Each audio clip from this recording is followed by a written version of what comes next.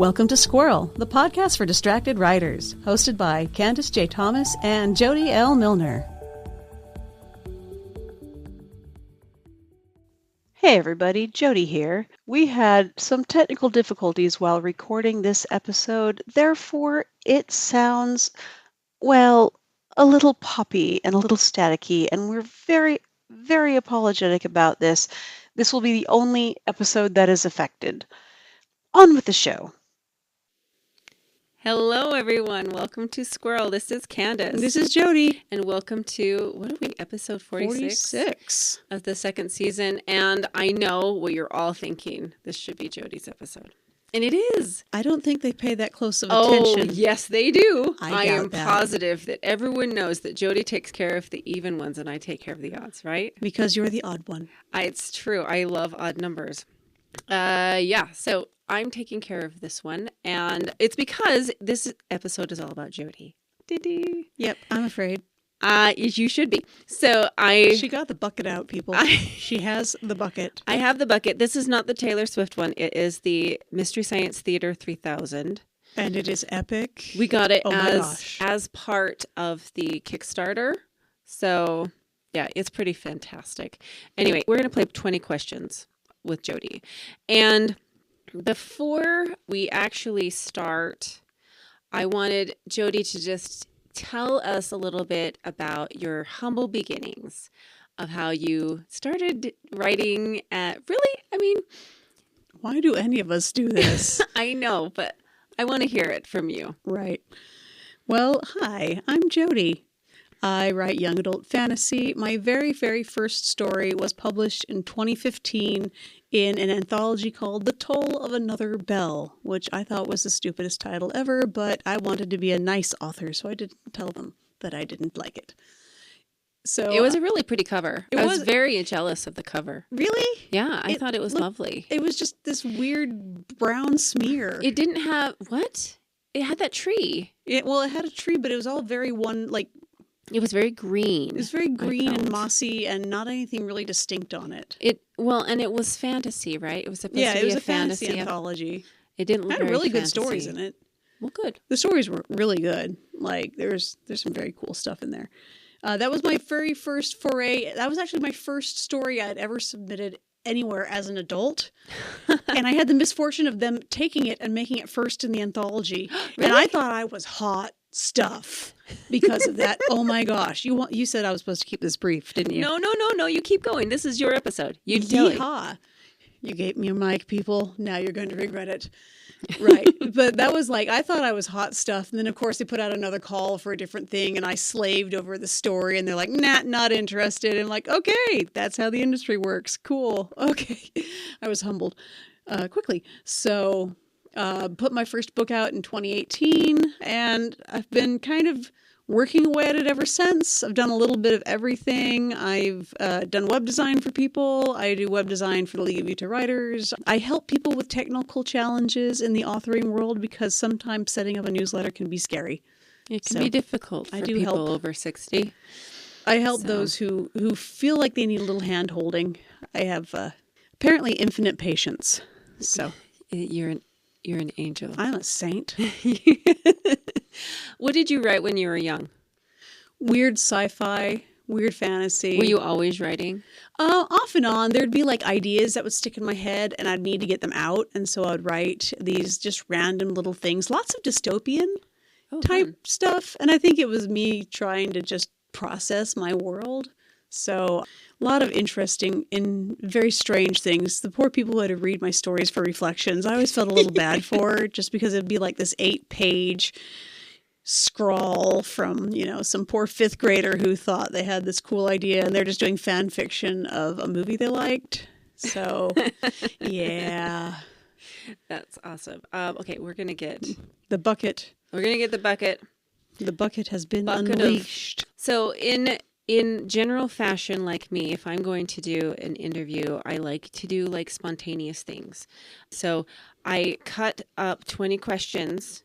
They're all in this bucket, and I'm going to randomly pick them up, and then Jodi has to answer them. So should be pretty fun. And this time we won't have 4 different questions that are essentially the same question. Right. Well, last time we did that. I'm not passing the bucket. I'm asking the questions. Jodi doesn't have to. She doesn't get to pick any. So be aware. I would feel bad, but I don't. First question, contraband of choice. You say contraband, and I know you don't mean contraband to start with. So I'm like, okay, my favorite junk foods are the following. Yes. So I like sweet junk foods, but I don't like chocolate sweet junk foods. I actually prefer like Jelly Bellies and Red Vines. But if I do want a savory one, like I absolutely adore like puff corn, like the cheddar puff corn, or Cheetos, like the puffy curly ones, like the really crazy curly ones that are huge. And then I've seen you eat those. She eats them with chopsticks, everyone. Pro tip, everybody, it really helps. Your fingers stay clean. And then there's a rice snack from Korea that you only can find at the Asian Mart, and I have no idea what it's called because the bag's in Korean. But they're really yummy rice snacks that I'm running out, so I need to go back to H Mart and get some more. What do you eat when you're writing? What do you always have? What kind of snack do you always have? Usually I don't have anything because it's just I don't really like mindless eating. But lately, since I've been gifted a couple big things of Jelly Bellies, I have a shot glass that I'll fill with Jelly Bellies, and I'll just nibble on those because you have to eat them one at a time. Because the flavors are really, really different. You can't just, like You can't Skittles, do a you can handful just of do them. a handful of Skittles. Yeah. But you Jelly Bellies, no. If you get a popcorn one with If you get coffee with cinnamon, like the fire flavor, yeah, that's not great. Yeah, Any of the sounds fruit like- ones with the buttered popcorn, also not good. Gross. So yeah, it does force me to slow down and when I eat them, but yeah, that's still a lot of sugar. Cool. Okay, next question. Tell me about your writing routine. My Jodi. basic writing day. So usually I've got to spend the first 2 hours of my day just getting the kids off to school. It just takes forever because they all have a different schedule. But when they're finally gone, I'll do a half an hour of Spanish on my treadmill. Hola. And I always have just a t-shirt on. Like I don't dress up, but I'm not in my pajamas. I'm just in comfy clothes like I am right now. So If everyone can see, it's just a t-shirt. And what is those? Those are like velour pants. I do have velour pants on. They're lovely. Except for they've grown out of me. They're really, really big. You have shrunk, I have shrunk a bit. and you no longer. But I fit have them. my hiccup and toothless t-shirt on. So yeah, I do my writing first. My goal is an hour and a half. I'll try to do it in half an hour chunks that are super focused, no phones, no YouTubers or browser up, just very, very focused. And then if I'm listening to anything, it's on YouTube Music, and it's something that can't have lyrics. This whole week I've been listening to the Doctor Who soundtracks, Ooh, lovely. which sometimes are really cool and sometimes they are really weird. I have that Clockwork one on my playlist. There's a couple that are really cool. Yeah. From From the episode where he went through the fireplace. fireplace and there with was Marie the clockwork. Antoinette or something like that. Those guys were cool looking. Yeah. But yeah, try to do that first, try to get an hour and a half, and then the rest of the day is spent, managing my household and all the other weird authory stuff that is not actually writing. Yes, There's a lot. Jodi, of I that. need you to fix this on the website. There's that. There's quite a bit of that. Yeah, but Cool. it's not a hard and fast routine. I don't like to have a seance and light candles or anything, but Wow. Too bad. pity. Just imagine all the things you could get done if you did do If it. I had ghosts doing the work for me, I know, right? Right. I'm told they can't touch things. You would be wrong. Well, Is there a book or story you would have rewritten to have a different ending? the entire season 8 of Game of Thrones, I would have rewritten that from the ground up. I would have burnt it to the ground and started over from all the good bits and given all the characters the ending they deserved. What was that?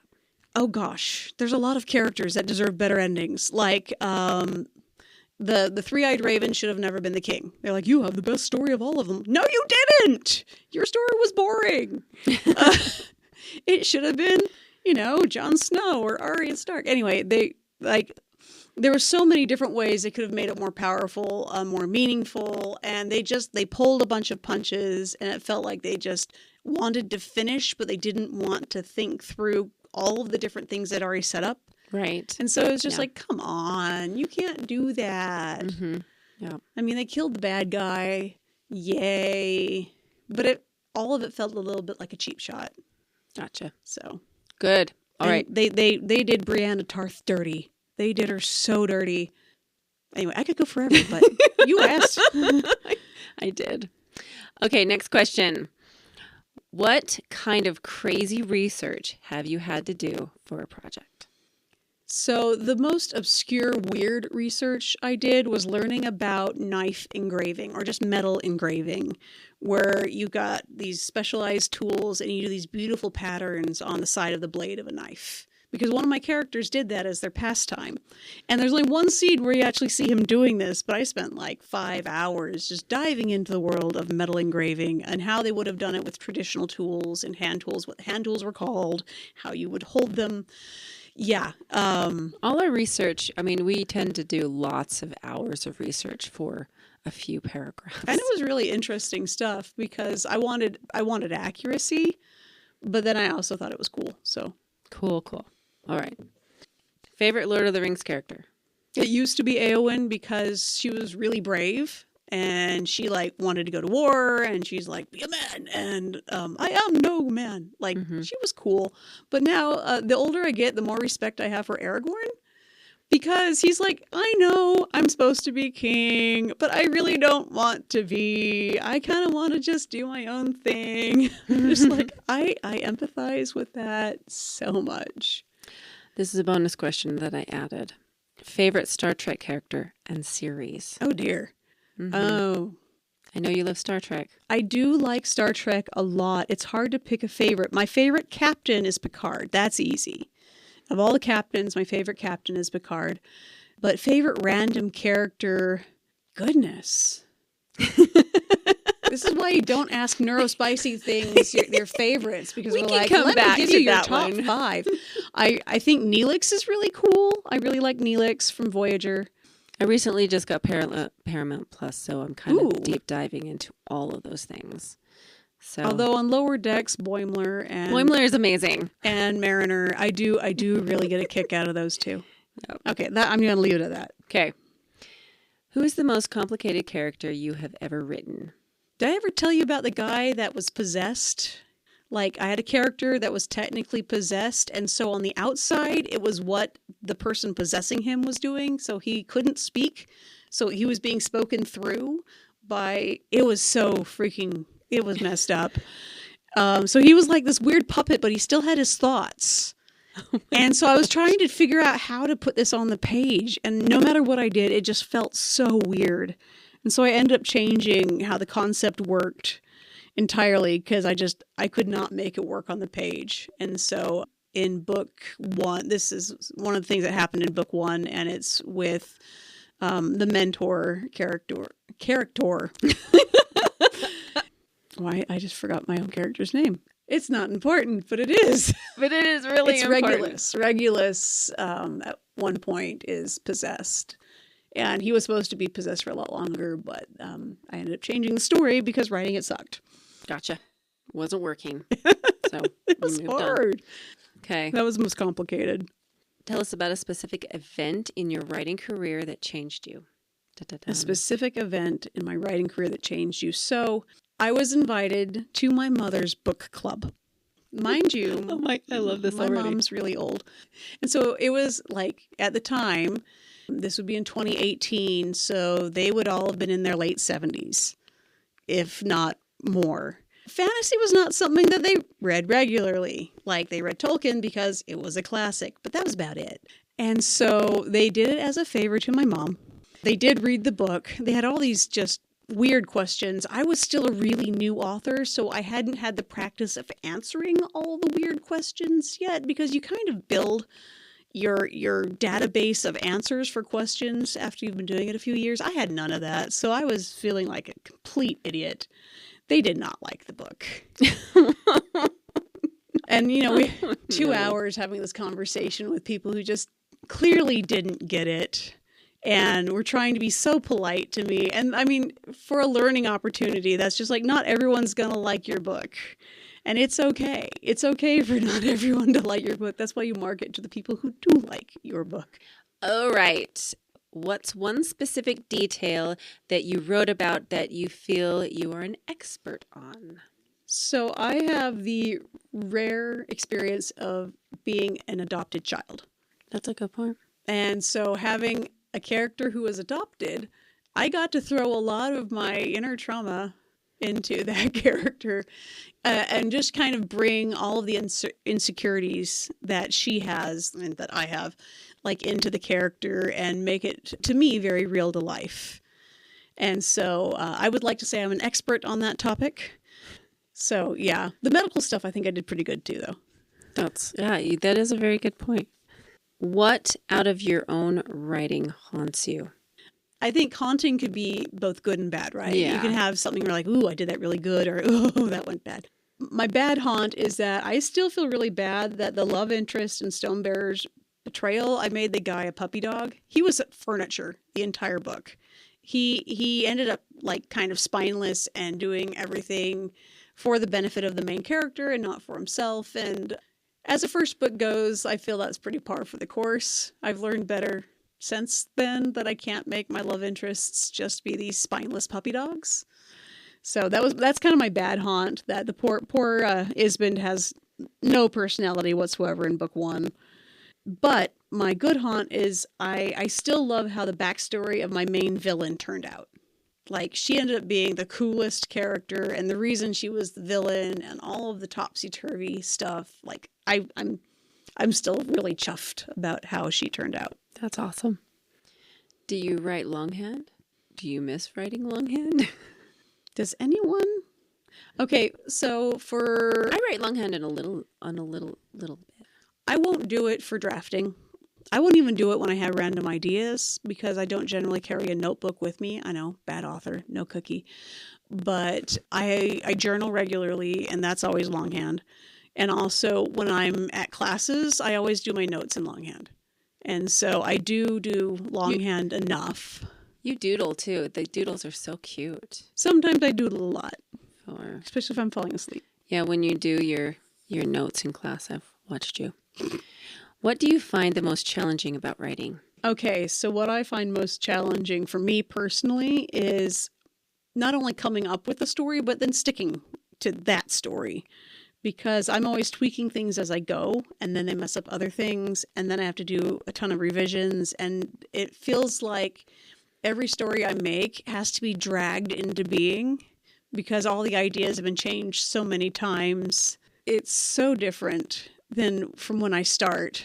But it always ends up good. I just feel bad that it takes so long to get to where I want to go. That and marketing. Marketing sucks. Marketing, right? Yeah. What is something that you've published that you wish you'd done differently? One of the things I did that I immediately felt stupid about is when I was putting my trilogy into the omnibus, I wanted it to be a complete experience. And so I had a prequel novella, and I also had this bonus epilogue that went with the story. But I was using the prequel as my reader magnet. And I was under the delusion that I could put that in the omnibus, but still possibly use it as a form of reader magnet. Guess what? You can't. You can't. You really can't. And so I shot myself in the foot. I do not have a reader magnet for that project anymore. And I need one. And so part of me is like, what different story could I create to be a lead-in to this book that I put out 7 years ago? Mm-hmm. Where do you draw inspiration? Everywhere. Everywhere. It's usually not an entire idea. It's always pieces of ideas. But the best ones come from talking with other uber creative people. And like weird ideas line up and you get like those little firecracker moments where you're just like, oh, shiny. Yeah. I like that. Those. I'm going to write that down kind of things. Awesome. Have you considered quitting writing? Off and on, I have. Only because it can be really demoralizing when you work so hard on a project and you feel like you're doing a great job and you're doing solid marketing and you're doing everything you're quote unquote supposed to do, and nothing, like, you can't get the needle to shift. So sometimes I look at that and be like, Is this I worth could it? do better working at McDonald's. Yeah. I could do better with a paper route. It's the hard So thing about it's art, being an artist. it is tough. So I mean, now, like, I do take on my side projects where I'm helping people for pay, which is a nice little distraction, but it's not making books. So Yeah, it's not writing. I still want to go back to it. What is your favorite thing that you have ever written? The favorite thing I have ever Out of everything. written, out of everything, it's like asking me to choose a favorite child. That's not fair. No, right. So this is a story that got published in SQ magazine. It is actually one I've earned more money on than a lot of other stuff. But it is, if you took Moana and mixed it with Hunger Games. And the story is called The Skull Collector. Oh, cool. Yes. And so it's a great little story. It's got a lot of heart, and it's got a special place in my heart. That's awesome. Okay, we only have 5 more questions. Whoa. Okay. I know, we're getting down there. I should link Skull Collector because it's one of my reader magnets. Yes. We could totally put it in the description. Yeah, absolutely. I will do that. Okay. Everyone, and it's got a beautiful cover. It's got a big skull. So, yep. All right. What stories have you written that will never be published? So apparently I had a dystopian period because I was borderline obsessed with, like, the Uglies series, which is Scott Westerfeld. And so I do have just a handful of really weird short stories that are dystopian. I also have a really weird one that is steampunk, but it's not traditional steampunk. And someone told me later, that's diesel punk. I'm like, Steampunk has so many different... The purists like, will tell you yeah, exactly where yours shoots, lies. offshoots. But yeah, that was an interesting experiment. It will never see the light of day. Very good. I have lots of stuff that will never get published. I should reread that, though, just for fun. How has this podcast helped you as a writer? It's given me a different way of interacting with the writing community. As an author, you're interacting it as an entertainer, as someone who's bringing forth these cool worlds and characters. But as a podcaster, you're an educator. Mm-hmm. You're also entertaining, but, like, for us, like, our primary goal is to hopefully share helpful information. And then our secondary goal is to be as entertaining as possible.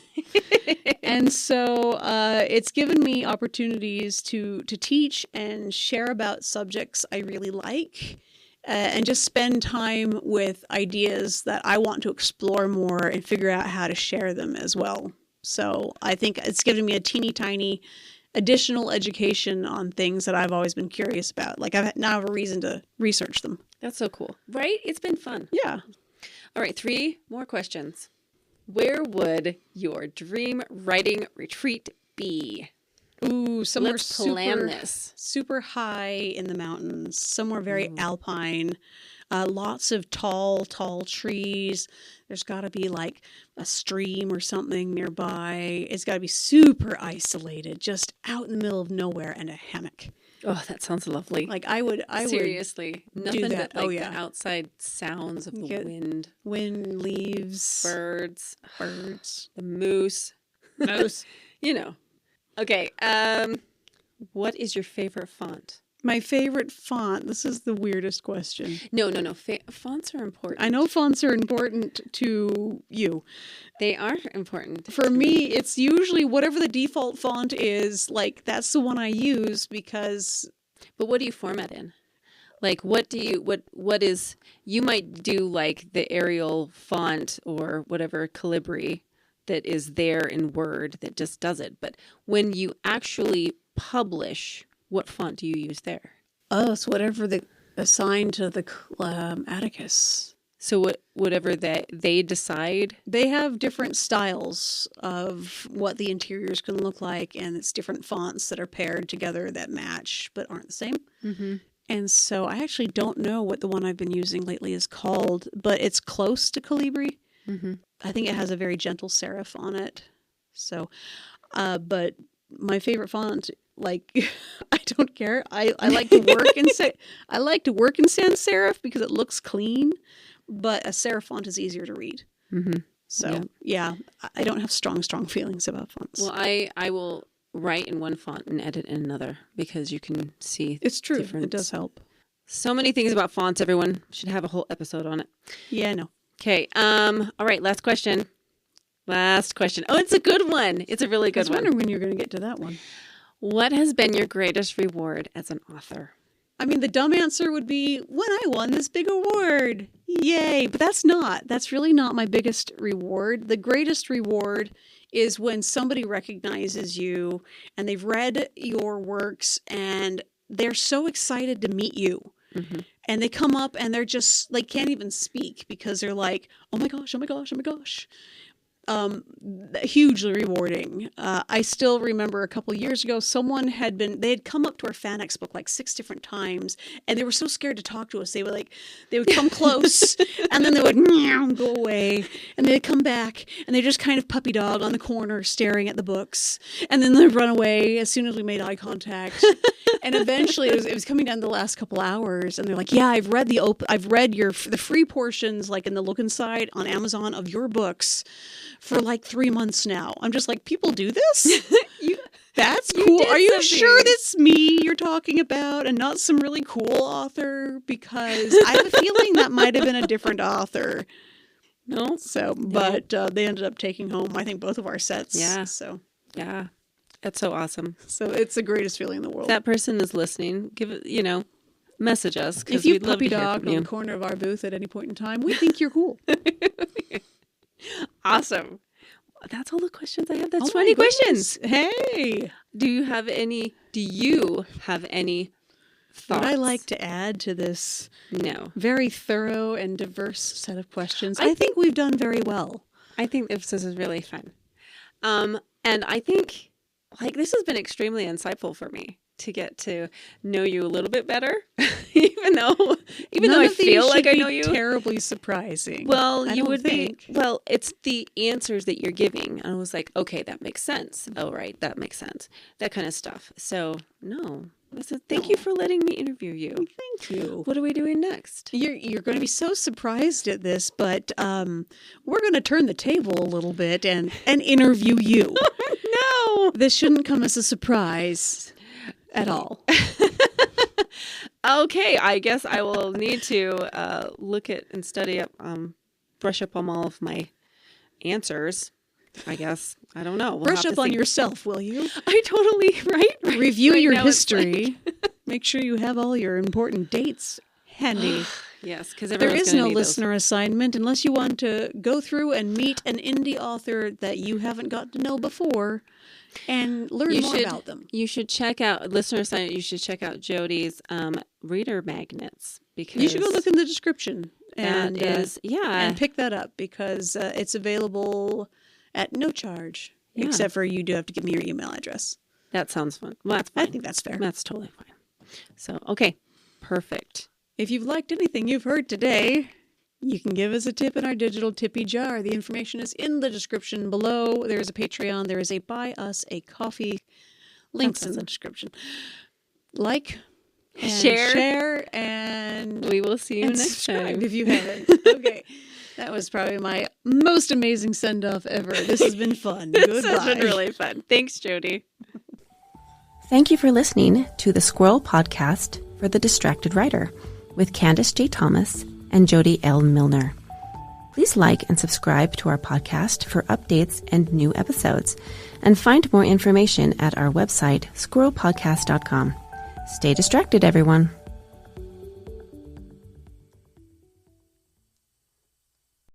Bucket of Love. No. What would this be? Of consequence? No, the spaceship on MST3K, isn't it? Oh, yeah. The Bucket of Love. You're right. It's the Satellite of Love. The Satellite of Love is MST3K. Yep. So okay. It has to be the Bucket of Love.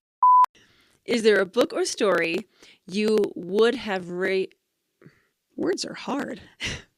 And I made it a big font. And this is why we edit. Why? I just forgot my own character's name.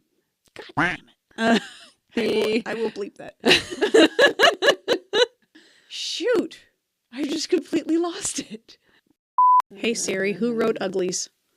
Scott Westerfeld. Westerfeld. Yep. All right, trying that again.